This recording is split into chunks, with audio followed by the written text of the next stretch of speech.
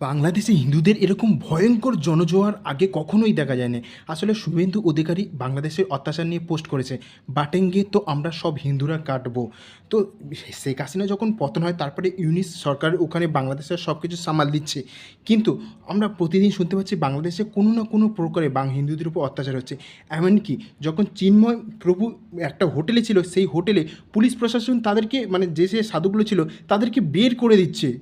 আমরা ভোরে আমাদের সমস্ত বাংলাদেশের কৃতি সন্তরা হোটেলে উঠেছে।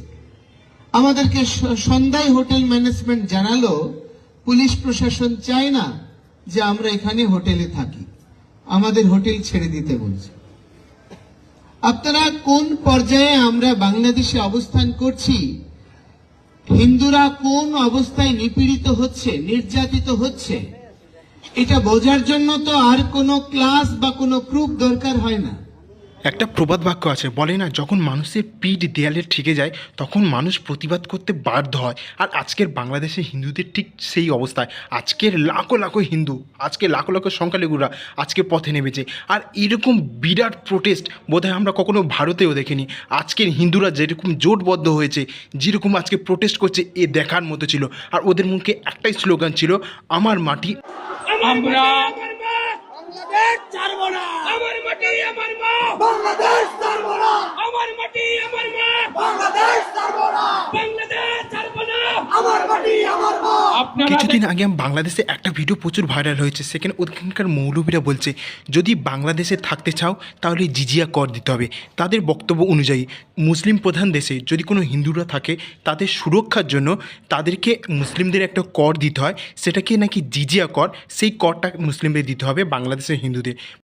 ধরেন বাংলাদেশে আপনি যে ধরনের রাষ্ট্র ব্যবস্থা কায়েম করতে চাচ্ছেন, ধরেন যে খিলাফা, সেই খিলাফা আসলো, তাদেরকে কি জিজিয়া কর দিতে হবে? একটু শুনেন, জি, জিজিয়া কর দিবে কিনা, জিজিয়া করের বিনিময়ে তারা তাদেরকে রাষ্ট্র সব ধরনের নিরাপত্তা এবং তাদের যে সার্ভিস গুলো দিবে, এটাকে আমরা সার্ভিস চার্জ বলতে পারি আসলে। মূলত জিজিয়া কর। মুসলমানদের অধ্যুষিত দেশে যদি বিধর্মীরা অমুসলিমরা বসবাস করে তাহলে মুসলমানদেরকে আনুগত্যের স্বীকৃতি হিসাবে একটা ট্যাক্স দিতে হয়, যেটাকে বলা হয় জিজিয়া। এখানে এসে হিন্দুরা নয়, হিন্দুদের ভূমি এটা, হিন্দুরাই এখানে ছিল, অথচ মুসলিমরা বাইরে থেকে এসে ওদের যাদের ভূমি তাদের কাছ থেকে কর চাইছেন না তাদের সুরক্ষা দেবে বলে। এটা কি প্রকারে অত্যাচার হচ্ছে, যে অত্যাচারের কোনো সীমা নেই। নিজেরাই একবার ভেবে দেখবে, যেই ভিডিওটা দেখো সে ভেবে দেখবে যে যদি তোমাদের ভূমিতে অন্য কেউ এসে বলে তোমাদের সুরক্ষার জন্য কর দিতে হবে, তাহলে জিনিসটা কীরকম লাগবে তোমাদের।